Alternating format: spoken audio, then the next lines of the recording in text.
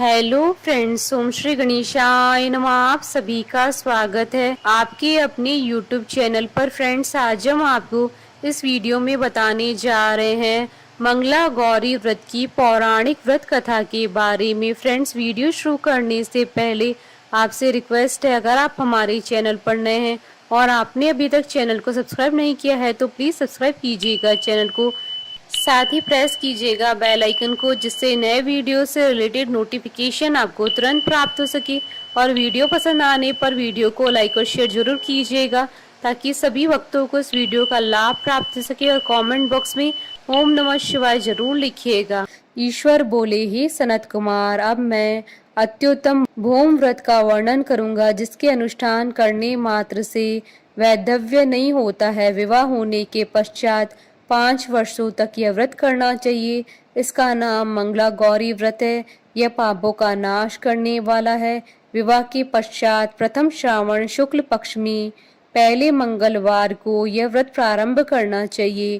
केले के खंभों से सुशोभित एक पुष्प मंडल बनाना चाहिए और उसे अनेक प्रकार के फलों तथा रेशमी वस्त्रों से सजाना चाहिए। उस मंडप में अपने सामर्थ्य के अनुसार देवी की स्वर्णमयी अथवा अन्य धातु की बनी हुई प्रतिमा स्थापित करनी चाहिए। उस प्रतिमा को 16 उपचारों से, 16 दूर्वा दलों से, 16 चावलों से तथा 16 चने की दालों से मंगला गौरी नामक देवी की पूजा करनी चाहिए और 16 बत्तियों से 16 दीपक जलाने चाहिए। दही तथा भात का नैवेद्य भक्ति पूर्वक अर्पित करना चाहिए। देवी के पास ही पत्थर का सील तथा लोढ़ा स्थापित करना चाहिए। 5 वर्ष तक इस प्रकार से करने के पश्चात उद्यापन करना चाहिए। माता को वायन प्रदान करना चाहिए, जिसकी विधि आप सुनिए।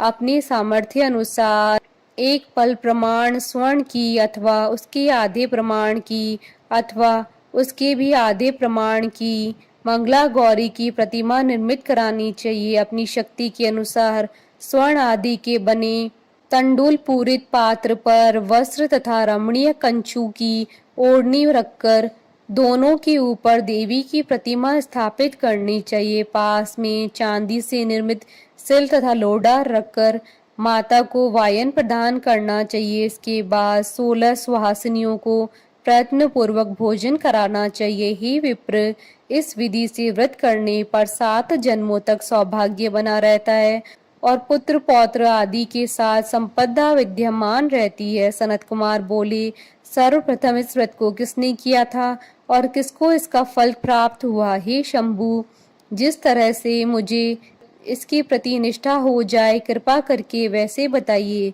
ईश्वर बोले, हे सनत कुमार, पूर्व काल में कुरु देश में श्रुत कीर्ति नामक एक विद्वान, कीर्तिशाली, शत्रुओं का नाश करने वाला, 64 कलाओं का ज्ञाता तथा धनुर्विद्या में कुशल राजा हुआ था। पुत्र की अतिरिक्त अन्य सभी शुभ चीजें उस राजा के पास थी, अतः वह राजा संतान के विषय में अत्यंत चिंतित हुआ और जब ध्यान पूर्वक देवी की आराधना करने लगा, तब उसकी कठोर तपस्या से देवी प्रसन्न हो गई और उससे यह वचन बोली, हे सुव्रत, वर मांगो। श्रुत कीर्ति बोला, हे देवी, यदि आप मुझ पर प्रसन्न हैं तो मुझे सुंदर पुत्र दीजिए। हे देवी, आपकी कृपा से अन्य किसी भी वस्तु का अभाव नहीं है। उसका यह वचन सुनकर पवित्र मुस्कान वाली देवी ने कहा, हे राजन, तुमने अत्यंत दुर्लभ वर मांगा है, फिर भी कृपावश मैं तुम्हें अवश्य दूंगी।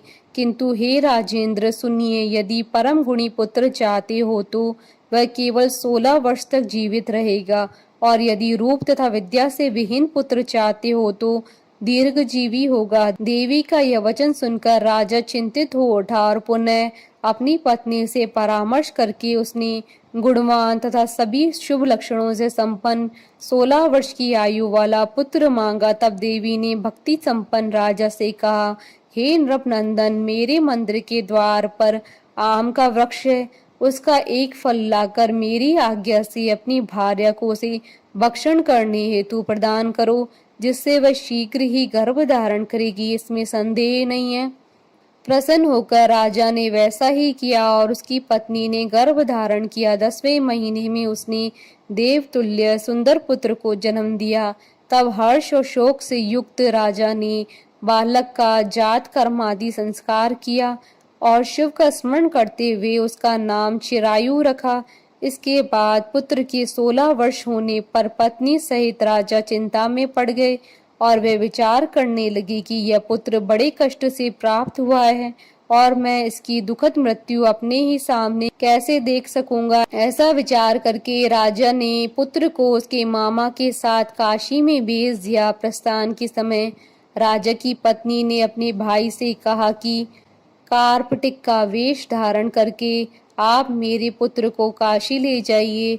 मैंने भगवान मृत्युंजय से पूर्व में पुत्र के लिए प्रार्थना की थी और कहा था कि हे विश्वेश, आप जगतपति की यात्रा के लिए मैं उस पुत्र को अवश्य भेजूंगी, अतः आप मेरे पुत्र को आज ही ले जाइए और सावधानी पूर्वक इसकी रक्षा कीजिएगा। अपनी बहन की यह बात सुनकर भांजे के साथ वह चल पड़ा। कई दिनों तक चलते चलते वह आनंद नामक नगर में पहुंचा। वहां सभी प्रकार की समृद्धियों से संपन्न वीरसेन नाम वाला राजा रहता था। उस राजा की एक स्वर्ण लक्षण संपन्न युवावस्था प्राप्त मनोहर तथा रूप लावण्यमयी मंगला गौरी नामक कन्या थी। सभी उपमानों को तुच्छ करके सौंदर्य अभिवृद्धि को प्राप्त वह कन्या किसी समय सखियों के साथ नगर के उपवन में क्रीड़ा करने के लिए गई हुई थी। उसी समय वह चिरायु तथा उसका मामा वे दोनों भी वहां पहुंच गए और उन कन्याओं को देखने की लालसा से वहीं विश्राम करने लगे। इसी बीच विनोद पूर्वक क्रीड़ा करती हुई उन कन्याओं में से किसी एक ने कुपित होकर राजकुमारी को रांडा यह कुवचन कह दिया। तब उस अशुभ वचन को सुनकर राजकुमारी ने कहा, तुम अनुचित बात क्यों बोल रही हो? मेरे कुल में तो इस प्रकार की कोई नहीं है। मंगला गौरी की कृपा से तथा उनके व्रत के प्रभाव से विवाह के समय जिसके सर पर मेरे हाथ से अक्षत पड़ेंगे, हे सखी, वह यदि अल्प आयु वाला होगा तो भी चिरंजीवी हो जाएगा। इसके बाद वह सभी कन्याएं अपने अपने घर चली गईं। उसी दिन राजकुमारी का विवाह था। बाहिक देश के दृढ़ धर्मा नामक राजा के सुकेतु नाम वाले पुत्र के साथ उसका विवाह निश्चित किया गया। वह सुकेतु विद्याहीन, कुरूप तथा बहरा था। तब सुकेतु के साथ आए हुए उन लोगों ने विचार किया कि इस समय कोई दूसरा श्रेष्ठ वर ले जाना चाहिए और विवाह संपन्न हो जाने के बाद वहां सुकेतु पहुंच जाए। उन लोगों ने चिरायु के मामा के पास जाकर याचना की कि आप इस बालक को हमें दे दीजिए जिससे हमारा कार्य सिद्ध हो जाए। इस पृथ्वी पर परोपकार के समान दूसरा कोई धर्म नहीं है।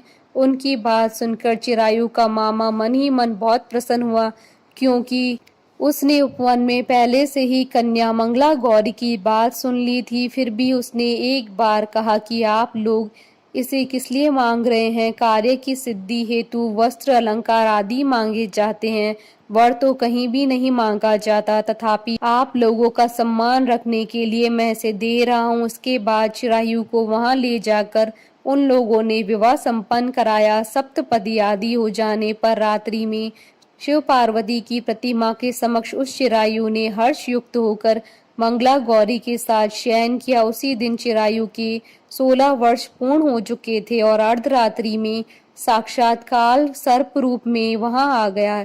इसी बीच संयोगवश राजकुमारी जाग गई। उसने उस महासर्प को वहां देखा और वह भय से व्याकुल होकर कांपने लगी। तभी उस कन्या ने धैर्य धारण 16 उपचारों से सर्प की पूजा की और पीने के लिए दूध दिया। उसने दीनता भरी वाणी में उस सर्प से प्रार्थना की तथा स्तुति की। मंगला गौरी प्रार्थना करने लगी कि मैं उत्तम व्रत को करूंगी जिससे मेरे पति जीवित रहें। यह जिस तरह से चिरकाल तक जीवित रहें आप वैसा कीजिए। इतने में सर्प वहां स्थित एक कमंडल में प्रवेश कर गया और उस मंगला गौरी ने अपनी कंचुकी से उस कमंडल का मुंह बांध लिया। इसी बीच उसका पति अंगड़ाई लेकर जाग गया और अपनी पत्नी से बोला, हे प्रिय, मुझे भूख लगी है। तब वह अपनी माता के पास जाकर खीर लड्डू ले आई और उसके द्वारा दिए गए भोज्य पदार्थ को उसने प्रसन्न मन से होकर खाया। भोजन के पश्चात हाथ धोते समय उसके हाथ से अंगूठी गिर पड़ी। तांबूल खाकर वह पुनः सो गया। इसके बाद मंगला गौरी कमंडल को फेंकने के लिए जाने लगी। विधि की कैसी गति है कि उस कमंडल में से बाहर की ओर जगमग करती हुई हार कांति को देखकर वह आश्चर्यचकित हो गई। घट में स्थित उस हार को उसने अपने कंठ में धारण कर लिया। इसके बाद कुछ रात शेष रहते ही चिरायु का मामा आकर उसे ले गया। इसके बाद वर पक्ष के लोग सुकेतु को वहां ले आए। उसे देख मंगला गौरी ने कहा कि यह मेरा पति नहीं है। तब उन सभी ने उससे कहा, हे शुभे, तुम यह क्या बोल रही हो? यहाँ तुम्हारा कोई परिचायक हो तो उसे हम लोगों को बताओ। मंगला गौरी बोली, जिसने रात्रि में 9 रत्नों से बनी अंगूठी दी है, उसकी अंगुली में इसे डालकर परिचायक की निशानी देख लें। मेरे पति ने रात्रि में मुझे जो हार दिया था, उसके रत्नों का समुदाय कैसा है, इस बात को यह बताए। यह तो कोई अन्य ही है। इसके अतिरिक्त रात्रि में आम सींचते समय उनका पैर कुमकुम से लिप्त हो गया था। वह मेरी जांघ पर अब भी विद्यमान है। उसे आप लोग शीघ्र देख लें। साथ ही रात में परस्पर भाषण तथा भोजन आदि जो कुछ किया था उसे भी यह बता दे, तब निश्चय ही यह मेरा पति है। इस प्रकार वचन सुनकर सभी ठीक है कहने लगे, किंतु जब एक भी बात न मिली तब सभी ने सुकेतु को उसका पति होने से निषिद्ध कर दिया और वर पक्ष वाले जिस तरह से आए थे उसी तरह से चले गए। उसके बाद अपने वंश को बढ़ाने वाले महान यश से संपन्न तथा परम मनस्वी मंगला गौरी के पिता ने अन्नपान आदि का सत्र चलाया। उन्होंने वर पक्ष का वृतांत कानों कान सुन लिया कि स्वरूप से कुरूप होने के कारण लोगों के द्वारा किसी अन्य को वर के रूप में आदर पूर्वक लाया गया था। तब उन्होंने अपनी कन्या को पर्दे के भीतर बिठा दिया। इसके बाद 1 वर्ष बीतने पर यात्रा करके चिरायु अपने मामा के साथ यह देखने आया कि विवाह के बाद क्या हुआ। तब उसे गवाक्ष के भीतर से देखकर वह मंगला गौरी अत्यंत प्रसन्न हुई और माता पिता से बोली, मेरे पति आ गए। राजा ने अपने सुहृद जनों को बुलाकर पूर्व में कहे गए सभी परिचायकों को निशानी को देखकर मंद मुस्कान वाली अपनी कन्या चिरायु को सौंप दी। राजा ने शिष्ट जनों को साथ लेकर विवाह का उत्सव कराया। इसके बाद राजा वीरसेन ने वस्त्र आभूषण आदि सेना, घोड़े, रथ और अन्य भी बहुत सी सामग्रियां देकर उन्हें विदा किया। उसके बाद कुल को आनंदित करने वाला वह चिरायु अपनी पत्नी तथा मामा को साथ लेकर सेना के साथ अपने नगर पहुंचा। लोगों के मुख से उसे आया हुआ सुनकर उसके माता पिता को विश्वास नहीं हुआ। उन्होंने सोचा कि प्रारब्ध अन्यथा कैसे हो सकता है। इतने में वह अपने माता पिता के पास आ गया और स्नेह से परिपूर्ण वह चिरायु भक्ति पूर्वक उनके चरणों में गिर पड़ा। तब अपने पुत्र का मस्तक सूंघकर उन दोनों ने परम आनंद प्राप्त किया। पुत्र वधू मंगला गौरी ने भी सास ससुर को प्रणाम किया। तब सास ने उसे अपनी गोद में बिठाकर सारा वृतांत शीघ्रता पूर्वक पूछने लगी। हे महामुने, तब पुत्र वधू ने भी मंगला गौरी के उत्तम व्रत महात्म तथा जो भी कुछ घटित हुआ था वह सब वृतांत बताया। हे सनत कुमार, मैंने आपसे इस मंगला गौरी व्रत का वर्णन कर दिया। जो कोई भी इसका श्रवण करता है अथवा इसे कहता है उसके सभी मनोरथ पूर्ण हो जाते हैं, इसमें संदेह नहीं है। सूत जी बोले, हे ऋषियों, इस प्रकार शिव जी ने सनत कुमार को यह मंगला गौरी व्रत बताया और उन्होंने सभी कार्यों को पूर्ण करने वाले इस व्रत को सुनकर महान आनंद प्राप्त किया। बोलिए भगवान शंकर माता पार्वती जी की जय। हमारे साथ इस वीडियो में अंत तक बने रहने के लिए आपका धन्यवाद। ओम श्री गणेशाय नमः। ओम नमः शिवाय।